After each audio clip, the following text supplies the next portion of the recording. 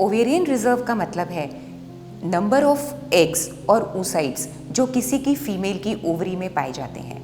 ये किसी भी फीमेल की फर्टिलिटी को डिफाइन कर रहा होता है। ना केवल क्वांटिटी बल्कि क्वालिटी भी ओवेरियन रिजर्व डिफाइन करता है। जब भी कोई गर्ल बॉर्न होती है तो एक बेबी गर्ल की ओवरी के अंदर 1 से 2 मिलियन एग्स होते हैं जो प्यूबर्टी तक आते आते 50 लाख तक रह जाते हैं। धीरे धीरे एज बढ़ने के साथ साथ 30 के बाद 31, 32 इस एज तक आते आते ये नंबर और भी कम होता चला जाता है जो 35-36 तक आते आते 25,000 के करीब रह जाता है। ग्रेजुअली मेनोपॉज तक आते आते ये 1000 रह जाता है। ये डिक्लाइन हर फीमेल का एज के हिसाब से अलग अलग होता है। अगर ओवेरियन रिजर्व का डिक्लाइन अर्ली एज में होने लग जाए यानी 20s के अंदर, 25 के अंदर, 26 के अंदर ये डिक्लाइन अगर हमें देखने को मिलता है तो इसको हम पुअर ओवेरियन रिजर्व या DOR यानी डिक्रीज्ड ओवेरियन रिजर्व के नाम से जाना जाता है। ये इनफर्टिलिटी यानी कि बंध्यता इसका एक मुख्य कारण है।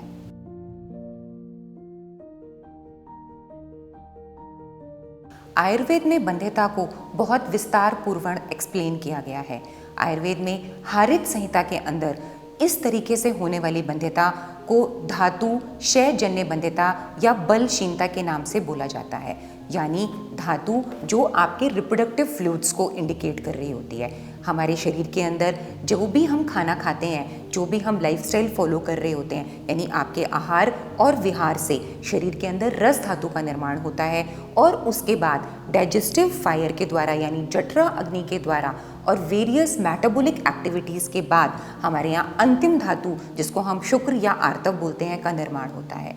अगर किसी वजह से ये पूरी प्रक्रिया के अंदर कोई दोष आ जाए, कोई पैथोलॉजी आ जाए तो ये जो हमारी अंतिम धातु जिसको हम आर्तव बोल रहे हैं या जिसको हम ओवम से कंपेयर टू कर रहे हैं ठीक से नहीं बन पाती, तो एज के हिसाब से हमारी ये क्षयजन्य स्थिति हो जाती है यानी धातुओं का क्षय हो जाता है, डीजेनरेशन हो जाता है, ओवम का डीजेनरेशन हो जाता है। तो इसलिए इस तरह की बंध्यता आयुर्वेद के अंदर धातु क्षयजन्य बंध्यता के नाम से बोली गई है।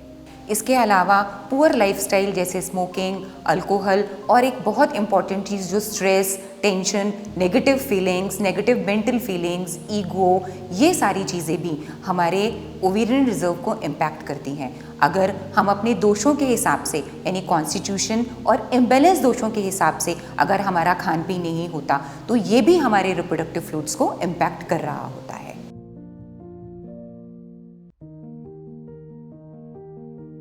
हमारे पास इनफर्टिलिटी के जितने भी पेशेंट्स आते हैं उसमें से 60-70% जो है वो पुअर ओवेरियन रिजर्व के साथ आते हैं जो अर्ली एज के अंदर इस तरह की प्रॉब्लम से ग्रसित होते हैं। तो सबसे पहले हम उस पेशेंट की प्रॉपर हिस्ट्री लेते हैं। जैसे जितने भी हमने अभी आपको कारण बताए, आपका डाइट और लाइफस्टाइल अच्छा ना होना, आपका स्ट्रेस होना, आपका जो है अग्नि अच्छी ना होना यानी डाइजेस्टिव फायर अच्छा ना होना, शरीर के अंदर टॉक्सिन्स का बन जाना, इतने सारे कारण जो हमने आपको बताए, इन सबको लोकेट करने की कोशिश हम हिस्ट्री के द्वारा करते हैं।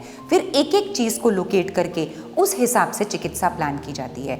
जैसे अगर आपकी डाइट लाइफस्टाइल में कोई प्रॉब्लम हो तो हमारे पास एक प्रॉपर डाइटिशियन है जो आपके हिसाब से आपकी डाइट का डिज़ाइन करती हैं। आपके स्ट्रेस और लाइफस्टाइल के लिए, स्ट्रेस, टेंशन, इन सब चीज़ों के लिए हमारे पास माइंड काउंसलर हैं जो आपके माइंड के ऊपर वर्क करके इस नेगेटिव फीलिंग्स को किस तरीके से आपकी बॉडी पर इम्पैक्ट ना हो उसके ऊपर वर्क करती हैं।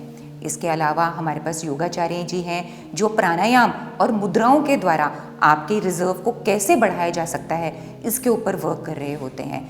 इन सब के बाद पंचकर्मा जो कि शरीर की शुद्धिकरण का एक तरीका है। जैसे हमने टॉक्सिन्स के बारे में बात करी, शरीर में से टॉक्सिन्स को बाहर निकालने के लिए पंचकर्मा एक बहुत अच्छा तरीका है। इन सब के बाद में रिजुविनेशन या रसायन चिकित्सा जो आयुर्वेद का एक अभिन्न पार्ट है, उसके द्वारा हम हमारे जो ओवरी के अंदर एग्स हैं उनका रिजुविनेशन का काम करते हैं।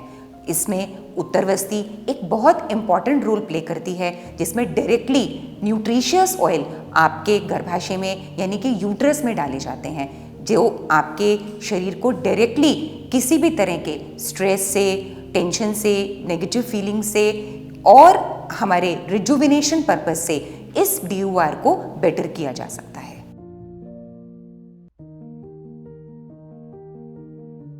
सबसे पहले हमें अपनी प्रकृति को समझना बहुत ज़रूरी है। आयुर्वेद में वातज, पित्तज, कफज इस तरह के दोषों का वर्णन किया गया है। तो आपकी प्रकृति क्या है और आपका इम्बैलेंस दोषा क्या है, इसके हिसाब से जब आप अपना खाना पीना रखते हैं तो ये हमारे शरीर की धातुओं के पुष्टिकरण के लिए यानी नरिशमेंट के लिए बहुत ज़रूरी होता है। इसके अलावा स्ट्रेस, टेंशन, नेगेटिव फीलिंग्स, इनको अपने आप से दूर रखिए। तीसरा, अपनी बॉडी को सर्केडियन रिदम के अंदर मेंटेन करिए, यानी आयुर्वेद के अंदर दिनचर्या मतलब आपका डे का रेजिमेन, रात्रिचर्या मतलब आपका रात का रेजिमेन, सीजनल रेजिमेन, इन सब के बारे में एक्सप्लेनेशन दी गई है। तो अपनी प्रकृति के हिसाब से जितना भी ज़्यादा आप नेचर के साथ कनेक्ट रहेंगे, आपकी बॉडी की फिजियोलॉजी और नेचर की फिजियोलॉजी का सामंजस्य रहेगा, यानी एक बैलेंस रहेगा। प्रॉपर सनलाइट का इस्तेमाल करें। प्रॉपर सनलाइट हमारी बॉडी के हार्मोन्स को रिजुविनेट करने का काम करती है। इसके अलावा ओबेसिटी और ओवरवेट दोनों ही इनफर्टिलिटी के लिए बिल्कुल अच्छे नहीं होते। इसके अलावा आयुर्वेद के अंदर स्थौल्य और कृष्णता दोनों को ही अच्छा नहीं माना गया, यानी ना तो आपका वजन बहुत ज़्यादा होना चाहिए और ना ही आपका वजन बहुत कम होना चाहिए। ये दोनों ही चीज़ें हमारी धातुओं को पुष्ट नहीं होने देती, यानी कि नरिश नहीं होने देती।